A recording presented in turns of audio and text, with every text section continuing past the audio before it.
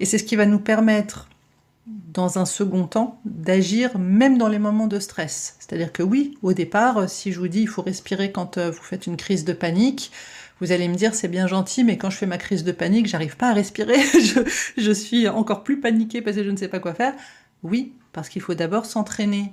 Quand tout va bien, respirer tranquillement, apprendre à poser sa respiration, à se concentrer sur nos cinq sens, apprendre à canaliser notre intention sur un élément factuel pour éviter la surenchère du psychisme qui rajoute du stress au stress, qui est déjà physique dans notre corps.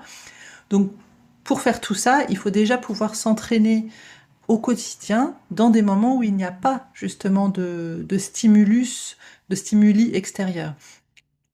Donc, comme il faut du temps pour développer la capacité d'observation, la capacité à prendre du recul, pour pour être capable de remplacer le pilotage automatique par des choix conscients, d'abord il faut avoir fait ce travail. Voilà, pour pouvoir remplacer le pilotage automatique, il faut d'abord du temps et de la régularité pour développer toute cette capacité d'observation, d'attention soutenue, déjà à nos stimulus corporels et à nos émotions. Donc ça, c'est vraiment la première question qui me revient souvent, c'est comment on fait pour changer, concrètement, qu'est-ce que je fais? Il faut se mettre au travail, je suis désolée, il n'y a pas, ça n'existe pas. Si on vous vend une méthode magique qui, en étant faite une fois chez vous devant votre ordinateur ou une fois en thérapie avec un thérapeute, si on vous dit vous le faites une fois et c'est fini, plus jamais vous n'aurez de problème sur ce sujet-là, ça ne peut pas fonctionner. Voilà.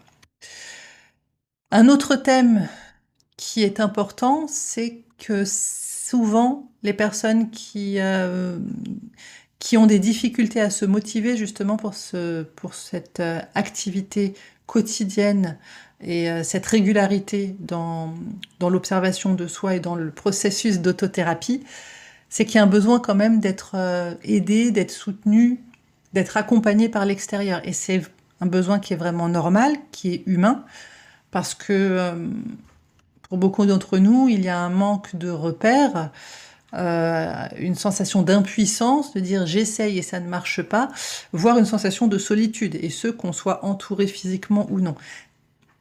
C'est tout à fait en lien avec le thème de ce mois-ci, c'est-à-dire que le reparentage prend vraiment tout son sens quand on apprend à devenir pour soi-même ce parent que nous n'avons pas eu, sinon on n'aurait pas besoin de se reparenter. Donc vraiment, le fait d'apprendre à se faire confiance et à se soutenir soi-même, ça fait partie du process de reparentage.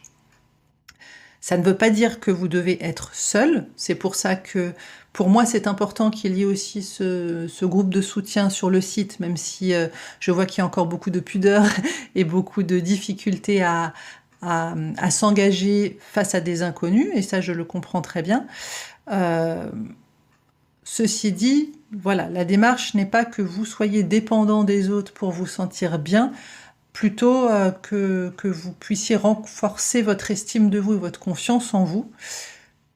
Et chaque petite promesse que vous faites, qu'importe la taille de cette promesse, ça renforce, ça fait partie de ce travail d'estime de soi, de confiance en soi.